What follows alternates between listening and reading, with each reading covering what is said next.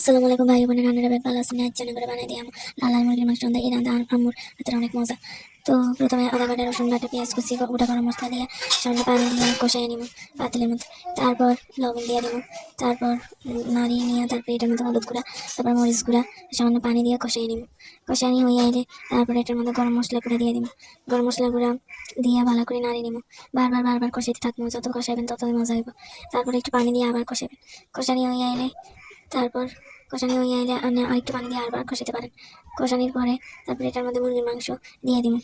মুরগির মাংস দিয়ে তারপরে আলু পরে দিবেন, কারণ মুরগির মাংস সিদ্ধ হতে বেশি টাইম লাগবে। দেওয়ার পরে তারপরে আলু আলু দিয়ে তারপরে সামান্য পানি দিয়ে নাড়ি, তারপর ঢাকা দিয়ে দিবেন। ঢাকা দিয়ে তারপরে যখন মুরগির মাংস সিদ্ধ হয়ে আসবে, তারপর সামান্য ঝোল করে এই রান্না পরিবেশন করবেন। এই মুরগির মাংস গরম ভাত দিয়ে খেতে অনেক মজা। আপনারা চাইলে এই রেসিপিটা ট্রাই করতে পারেন আর আমাদের জানাবেন খাইতে কেমন লাগলো। আমার ভিডিওটা বেশি বেশি লাইক, কমেন্ট, শেয়ার করবেন এবং সাপোর্ট করবেন।